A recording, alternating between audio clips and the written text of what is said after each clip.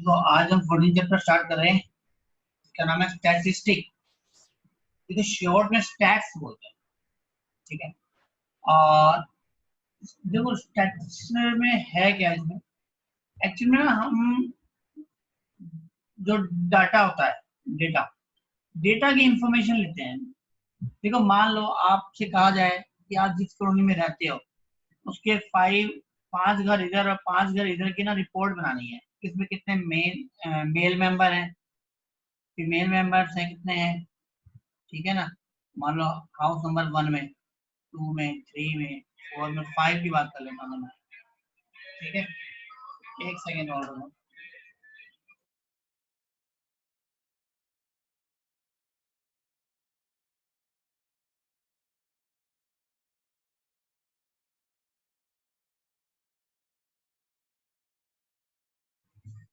हाँ जी, तो male member कितने हैं, फीमेल मेंबर्स कितने हैं, अंडर एज जानते हैं कि एज की बात करें 0 to 10 ईयर्स और कितने हैं उनमें से, ठीक है।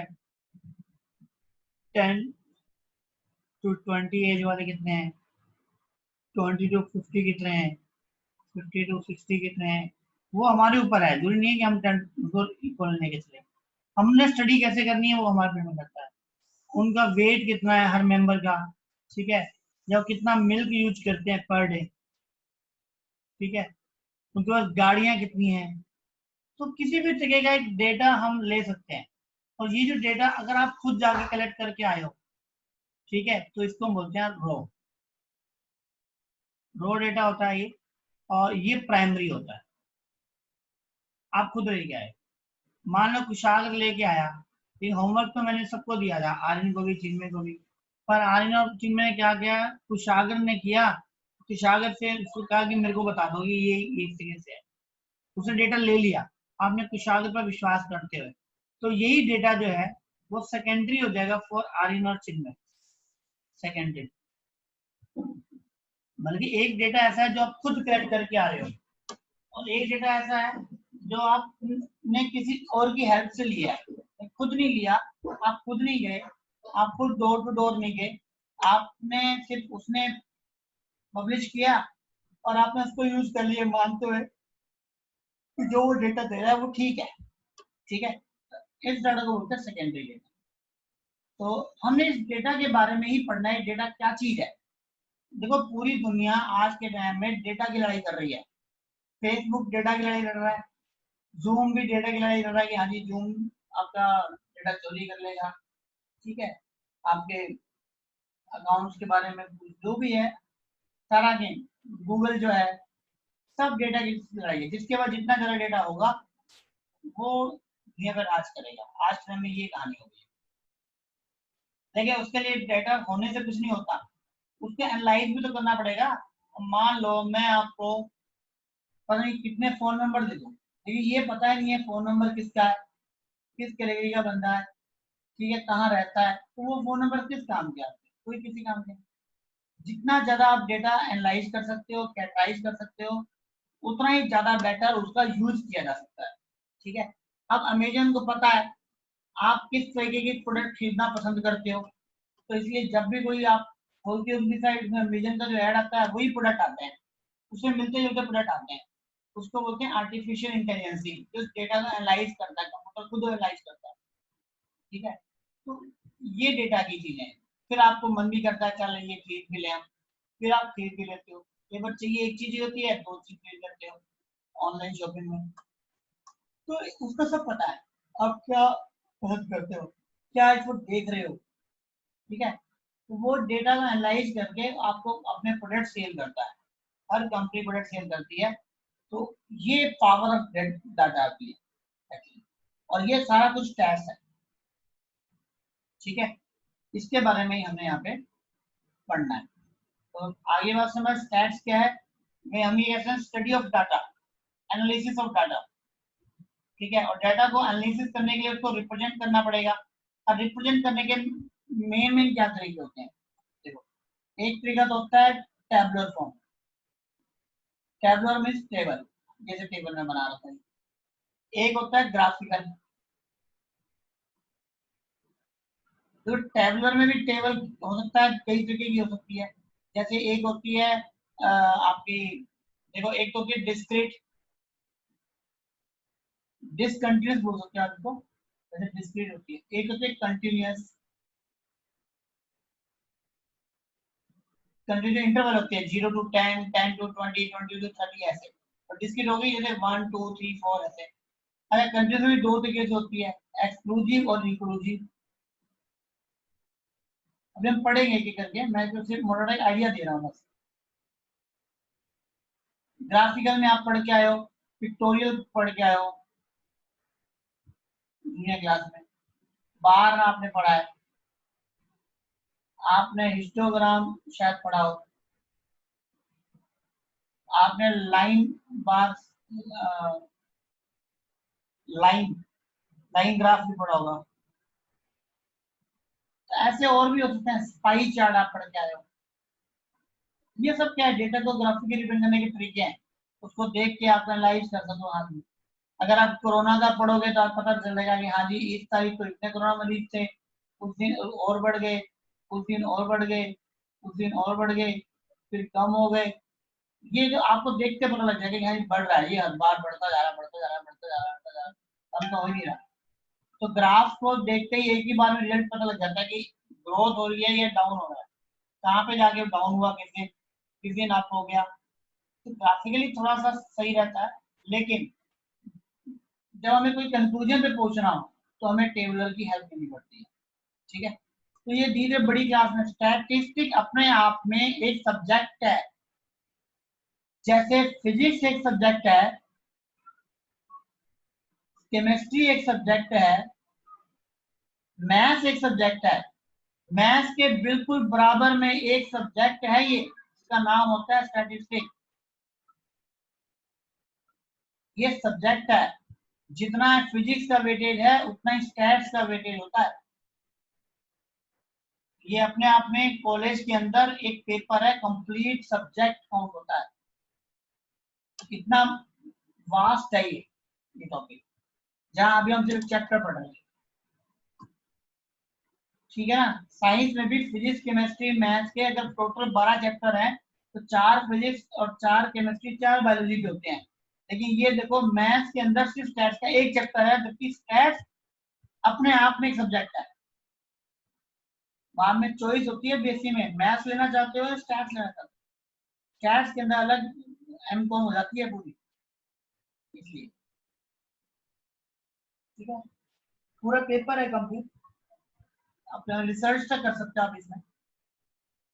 चलो, ये तो एक मोटा आइडिया था कि हम एक्चुअली क्या पढ़ना चाह रहे हैं, क्या पढ़ने जा रहे हैं, एक इंट्रोडक्शन था। देखो स्टैट्स में जो अभी मैंने आपको बताया, collection of data. Collection of data दो तरीके से कर सकते हैं, आप खुद कर सकते हो, एक एग्जांपल दिया है, देखो height of 20 students of your class, आप कर सकते हो। ठीक है ना, ये देखो यहाँ पे लिखा है, give 5 example of data that you can collect from your day to day life. ये एग्जाम में तो आता नहीं, देखो अगर आप करना चाहो तो आप कर सकते हो। क्लासीफाई करना है प्राइमरी और सेकेंडरी, अगर आपने खुद लिया है तो प्राइमरी, और किसी की हेल्प से लिया है तो सेकेंडरी डेटा होता है, ये आपको अभी मैंने बताया। अब है प्रेजेंटेशन ऑफ डाटा। देखो प्रेजेंट करने के लिए आपको मालूम है, आप टाइम मार्क्स का यूज करते हो। ये है रो डेटा, आपने डेटा लिया, 10 स्टूडेंट्स के मैथ्स के मार्क्स हैं, ये रो डेटा। ठीक है, इस डेटा को आप क्लासीफाई करना चाहते हो, कर सकते हो। कैसे कि मिनिमम मार्क्स कितने हैं, मैक्सिमम कितने हैं, उसकी रेंज कितनी है, ये सिंपल क्वेश्चन है। लेकिन जब नंबर ऑफ डेटा बढ़ जाता है, जैसे 30 स्टूडेंट्स का डेटा हो गया, इसमें भी हमें मालूम है मिनिमम कितने हैं, मैक्सिमम कितने मार्क्स हैं। ठीक है, लेकिन हम इसको यहाँ पे देखो 10 मार्क्स, 10 मार्क्स कितने बच्चों के हैं, 20 कितनों के हैं, 36 कितने के हैं, 40 ऐसे एक टेबल बना दी, ये टेबल प्रेजेंटेशन। इसके बाद देखो अगर 100 हो जाए तो, अब 100 तो ऐसे बनाएंगे तो मुश्किल काम है, फिर हम रेंज की हेल्प ले लेते हैं। रेंज कैसे, देखो यहाँ से 20 to 29, 30 to 39, 40 to 49, ये कितने हैं, ये रेंज में आ गए। अब थोड़ा सा संभालना हो गया ना शाम काम, लेकिन इसमें गड़बड़ है, इसमें भी क्या गड़बड़ है, देखो 29 तो यहाँ तक आ गया, 30 आ जाते, किसी के 29.5 मार्क्स होते तो वो कहाँ आएगा, वो कहीं नहीं जाएगा। यहाँ पर देखो 20 to 29 का मतलब है 20 भी यहीं काउंट करेंगे, 29 भी यहाँ काउंट करेंगे, 30 और 39, तो इसको बोलते हैं इंक्लूसिव। क्या बोलते हैं? Inclusive class interval. हम बनाना चाहते हैं इसको एक्सक्लूसिव। एक्सक्लूसिव में क्या होता है, जो 29 और 30 का डिफरेंस है 1, तो हम यहाँ क्या करते हैं 0.5 बढ़ा देंगे और नीचे जो है यहाँ पे 0.5 घटा देंगे, 29.5 हो जाएगा और यहाँ देगा 39.5। और यहाँ पे भी लोग आगे वाले में क्या करेंगे, हम देखो कम कर रहे हैं कि 20 है तो यहाँ 19.5 हो जाएगा, 29.5, 29.5 to 39.5, फिर 39.5 to 49.5, 49.5 to 59.5, ऐसे करते करते लास्ट में आ जाएंगे हम 89.5 to 99.5। अब यहाँ पे देखो 29 दोनों सेम है, अब 29.5 कहाँ जाएगा, वो यहाँ जाता है। ध्यान रखना ये इंक्लूड होता है और ये वाला एक्सक्लूड होता है। जो अपर लिमिट होती है आपकी वो एक्सक्लूड होती है और जो लोअर होती है वो इंक्लूड होती है। अगर आपसे पूछा जाए 29.5 कहा जाएगा, कौन से उसमें जाएगा, रो में, फर्स्ट में या सेकंड में, तो वो सेकंड में जाएगा। 39.5 यहाँ आएगा, 49.5 यहाँ आएगा, ऐसे मान लिया जाएगा। तो इसके एक अपर लिमिट एक्सक्लूड होने की वजह से ही इसको एक्सक्लूसिव कहते हैं, एक्सक्लूसिव क्लास इंटरवल। ठीक है, तो हमें कुछ जगहों पर मोस्टली टेबुलर फॉर्म में हमारे जितने फॉर्मूले आगे हम पढ़ेंगे आगे, मीन मीडियम मोड, वो मोस्टली एक्सक्लूसिव पर वर्क करते हैं। इसलिए अगर ये इसी के साथ इंक्लूसिव होगा तो आप इसको एक्सक्लूसिव में से चेंज कर सकते हो। किसी को यहाँ डाउट हो तो बताओ, तो ये इंपॉर्टेंट पार्ट है, ये इंक्लूसिव को एक्सक्लूसिव में कन्वर्ट करना।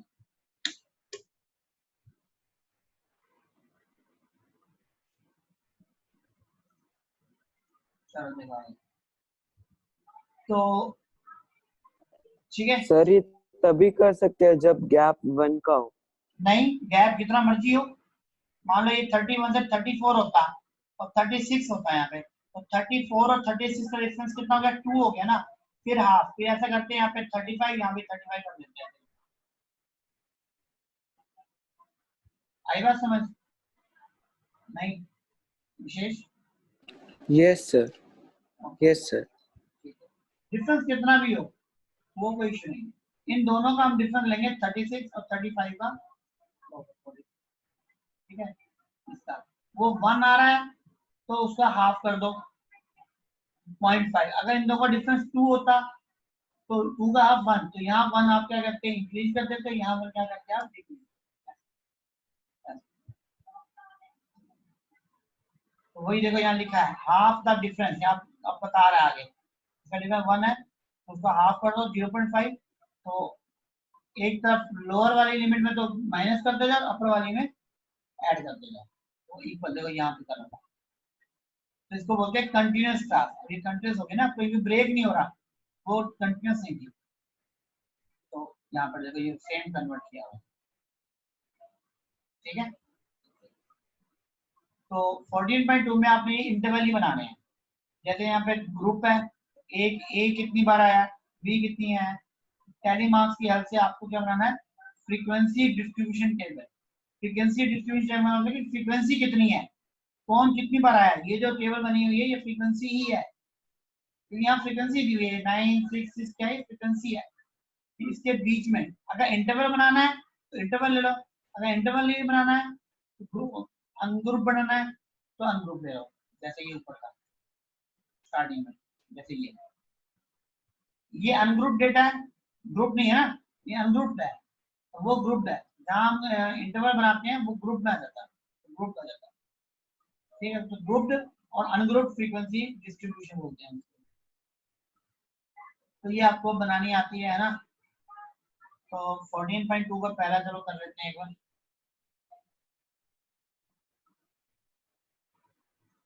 क्या होगा बताओ, कैसे करेंगे देखो, आप लिखो पहले ए बी ओ ए बी 4 है मेरे ख्याल में, है ना। कैली मार्क्स कैसे लगाते हैं, देखो पहले ए देखो, A1 B1 ये बी गया, ओ 1 1 दो बार है, ये AB1, फिर ओ ऐसे, ए ओ, ये कट इसलिए कर रहा हूँ कि वो आपको पता लगे मैं कहाँ चल रहा हूँ। ए ओ, ये आपका 1, बी ए बी और ये ए, फिर ओ ओ ए और ए बी, ए और O A A O A A O O A B O O A B, B A O B A और O, B A B O B A B और O. अब इसको काम, तो ये हो गया आपका 9 6 12 और 3, टोटल करके देख लो 9 9 18 30, टोटल 30 का ग्रुप है।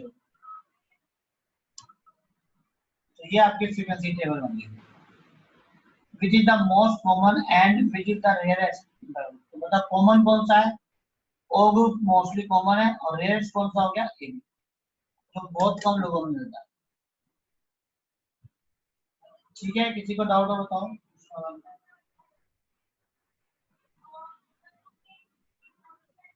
चलो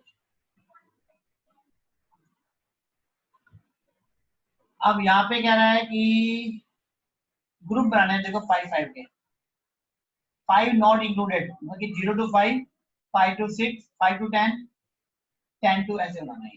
तो सेकंड क्वेश्चन में क्या करोगे आप, आपके पास सेकंड में टेबल बनानी है, क्या बनाओगे, 0 to 5 5 to 10 10 to 15 15 to 20। देखो ये 5 कहाँ काउंट होगा, नीचे देखो 5 1 3 यहाँ पर 10 यहाँ नीचे 20 आगे लेना पड़ेगा, 20 यहाँ 25 और आगे जाना पड़ेगा, 11 और यहाँ पर ऐसे 13 7, ऐसे एक एक करके आप काउंट कर सकते हो। ठीक है, तो कर सकते हो उसको, बताओ या कंप्लीट कराओ मैं। यस सर, कर सकते हैं। चलो ठीक है, कर लोगे तो बहुत बढ़िया बात है।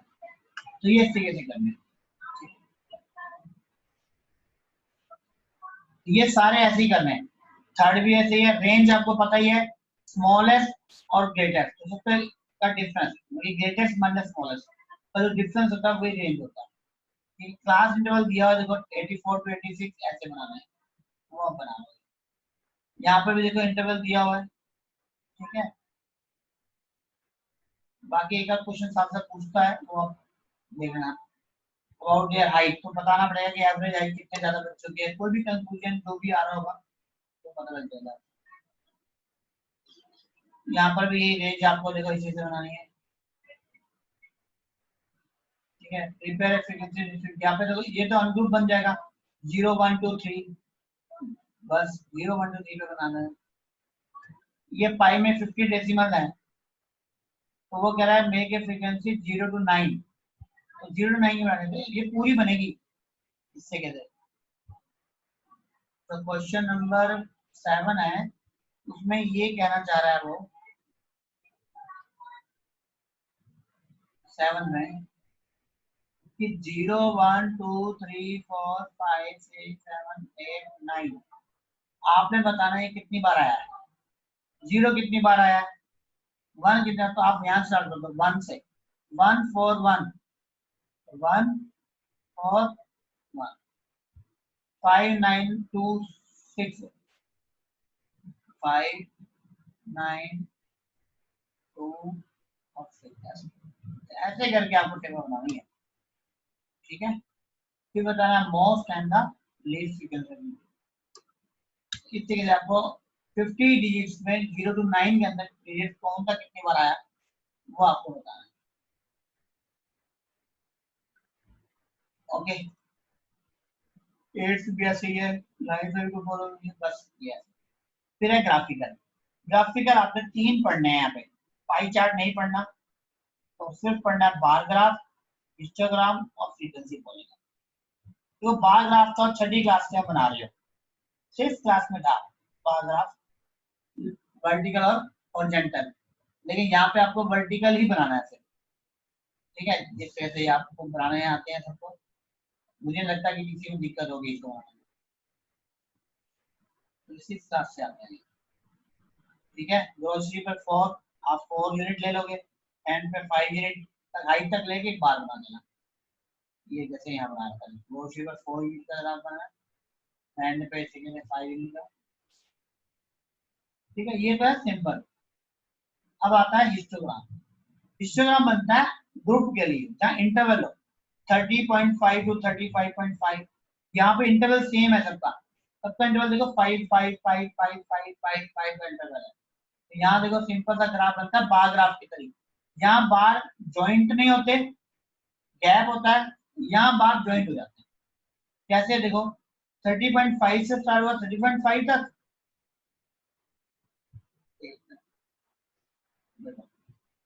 30.5 से 30.5 तक ये हो गया, फिर 30.5 से 40.5 तक ये होगा, यहाँ से आगे ये और यहाँ पर ये, ठीक है। तो कहना लगे यहाँ बार ही है पर यहाँ जॉइंट है, क्योंकि यहाँ से स्टार्ट होके वो फिनिश हो रहा है, यहाँ पे अगला यहीं से स्टार्ट हो रहा है, अगला यहीं से स्टार्ट होके फिर यहाँ पे फिनिश हो रहा है, तो यहाँ गैप नहीं होता, इसको होता है हिस्टोग्राम। यहाँ पे सभी की हाइट विड्थ सेम थी, इसलिए सेम सेम आपने विड्थ ले लिया, कोई दिक्कत नहीं। लेकिन गड़बड़ तब होती है जब ये इंटरवल सेम ना हो, और वही एग्जाम में क्वेश्चन आता है मोस्टली। किस तरीके से देखो, बस वही एग्जाम में आना है और आना ही नहीं है। इस वाले में भी डिफरेंस सेम है, 10 10 का डिफरेंस है, नहीं सेम नहीं है। लास्ट में 70 एबव कर दिया है, 70 एबव 100 तक कर दिया है, लिखा है 100 मार्क्स तक। यहाँ पे डिफरेंस सेम नहीं है, देखो पहले जो है, देखो पहले 0 to 20 लिया है, देखो 0 to 20 लिया है, और फिर लास्ट में 7 to 100 लिया है, तो 0 to 20 में 7 है, तो आपने 7 बना दिया, ठीक है। लेकिन ये गलत है, वो कह रहा है कि आपने ये बना तो दिया कि 0 to 20 7 है और 20 to 10 है, लेकिन ये गलत है, 7 नहीं आएगा, वो देखो नीचे नेक्स्ट लेवल में दोबारा बना रहा है, ये टेबल बनाई और ये इसको ठीक कर दिया। तो ठीक कैसे करेंगे वो देखो, आपको ना ये टेबल दी हुई थी, बस ये समझ लो, बस ये एग्जाम में आने के चांसेस ज्यादा होते हैं। देखो आपको ये गिवन था, फ्रीक्वेंसी गिवन थी, बस अब देखो यहाँ पे ना सबके ना इंटरवल देखो, यहाँ पे 20 है इसका डिफरेंस, यहाँ पे सबका 10 10 10 है और लास्ट वाले का 30 है।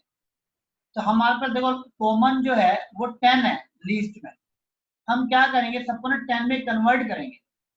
कैसे करेंगे, ये 7 फ्रीक्वेंसी दी हुई है किसके लिए, 20 के लिए, तो 10 के लिए कितनी होगी, तो यहाँ देखो क्या होगा 7/20, we want to find for 10, तो 10 से मल्टीप्लाई 3.5 हो गया।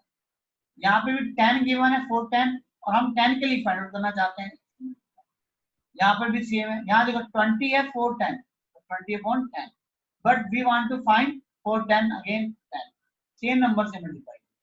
तो ध्यान रखना इन दोनों का रेशियो लेके, जिससे आप जिस जिस इंटरवल के लिए फाइंड आउट करना चाहते हो, जिस इंटरवल को कॉमन बनाना चाहते हो, वो सभी में मल्टीप्लाई करता है। अब आपको ये बनाना है 0 to 20 में जो हाइट होगी वो 3.5 होगी, और 70 to 100 के बीच में जो हाइट होगी वो 2.67 होगी। यहाँ पर बताओ किसी को दिखता है तो बताओ,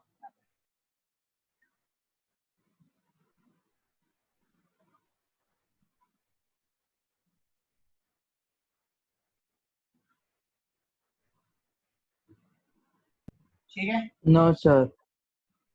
चलो अब देखो यही ग्राफ से यहाँ बना देंगे सेम वही 3.5 यहाँ पे। और पॉलीगन क्या होता है? पॉलीगन तो मिड पॉइंट को मिला दो, हर हिस्टोग्राम के मिड पॉइंट को ज्वाइन कर दो बस।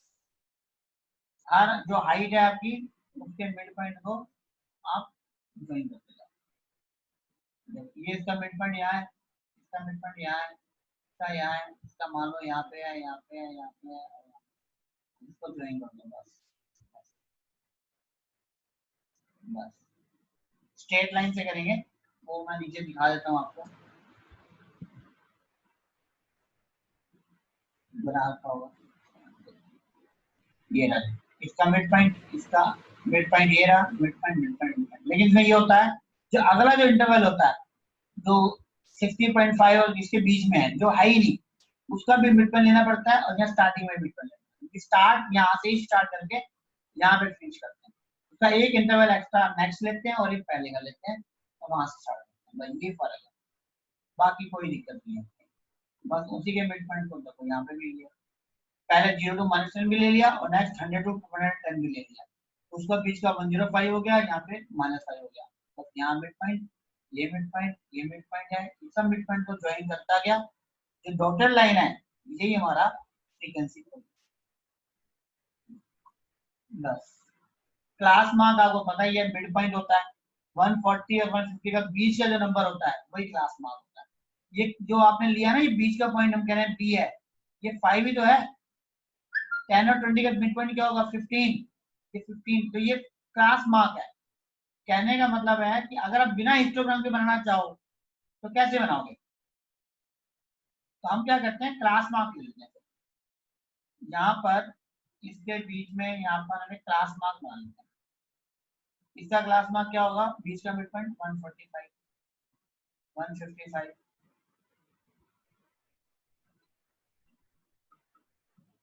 तो हम जब ग्राफ बनाएंगे तो यहाँ पे 145 है मान लो, 145 पे लेंगे वैल्यू कितनी 5, ऐसे ये 5। फिर नेक्स्ट है 155, तो नेक्स्ट 155 पे वैल्यू लेंगे 10, ये 10 आ जाएगा ग्राफ। इसका मतलब 5 को 10 से मिलाना है, फिर 20 और आगे चला जाएगा, फिर 9 फिर नीचे आ जाएगा। बिना हिस्टोग्राम अगर ये करना है तो आप क्लास मार्क लो और ये फ्रीक्वेंसी लो। बस जैसे आप उसमें कोऑर्डिनेट ज्योमेट्री बनाते हैं ना एक्स एक्सिस और वाई एक्सिस के लिए, बस वही पॉइंट्स आ जाएंगे दो, ये मान लो एक्स है और ये मान लो वाई है, एक्स वाई कोऑर्डिनेट ज्योमेट्री के तरह पॉइंट लिखते जाओ और फिर ज्वाइन करो। बस क्लियर है ये पॉइंट? Yes sir. हाँ जी, किसी को भी डाउट हो जरूर बता देना। ये देखो यहाँ पे मिड पॉइंट दिया क्लास मार्क, ये फ्रीक्वेंसी, और यहाँ देखो आप वही 145 पे भी, यहाँ पर ये उससे पहले वाले 135 पे 0 आएगा और लास्ट वाले पे भी 0 आएगा नेक्स्ट वाले पे। बस बाकी बिना हिस्टोग्राम के उसने मिड पॉइंट लिए और कार्टेशियन कोऑर्डिनेट सिस्टम के पॉइंटों को एक्स और वाई एक्सिस की तरह रिप्रेजेंट किया और ज्वाइन कर। ये 14.3 आपकी यहाँ पे बस। यहाँ एक हिस्टोग्राम और ये बनाने क्वेश्चन है आपके पास यहाँ पे 7, 8, 9, 10 होंगे शायद, अब नहीं है, बस यहीं तक आपने करना है। ठीक है जी, तो कर सकते हो ये, मुझे लगता नहीं ज्यादा मुश्किल काम है। कोई डाउट हो तो बताओ किसी को भी। No sir. No sir. Okay जिनमें हो जाएंगे बेटा आगे नाम से। Yes sir. चलो एक काम करो, कल तक इसको कोशिश करो फिनिश करने की, और कल ब्रेक है कल आपका, ठीक है? आराम से कल परसों तक कर लो, कल आपका ब्रेक है, कल जन्माष्टमी की छुट्टी है कल, ठीक है? तो परसों करेंगे इसको फिर आगे है। तो इसलिए 3 ऐसे दे दिए होमवर्क के लिए कि आप आराम से, छुट्टी भी है तो कल कर पाओ आप, ठीक है? तो आपके बैच की छुट्टी है कल, तो परसों हम इसके डाउट्स ले लेंगे और परसों मैं चैप्टर को फिनिश कर दूंगा। एक एक्सरसाइज रह गई है सिर्फ 14.4, वो मैथमेटिकल है, उसी में एग्जाम में क्वेश्चन आते हैं। तो वो हम करेंगे, और वो इम्पोर्टेंट इसलिए है क्योंकि 10th में उसी से लिंक टॉपिक है सारे 40.4 से, तो 40.4 इम्पोर्टेंट है क्योंकि 10th में ग्राफ नहीं है, एक ही ग्राफ है बस, वो सीएफ वाला औजाई वाला, वो शायद इस साल हट ही गया सिलेबस का, तो इसलिए 40.4 इम्पोर्टेंट है। तो कल ब्रेक ले रहे हैं, अब परसों आपका ये चैप्टर हम फिनिश कर देंगे, और जिन्होंने टेस्ट नहीं दिया वो आज अपलोड कर देना, ठीक है। चलो, और कोई डाउट है तो बताओ, फिर हम एंड कर रहे हैं क्लास। No, sir. चलो, okay, bye. Bye, Bye, sir. sir.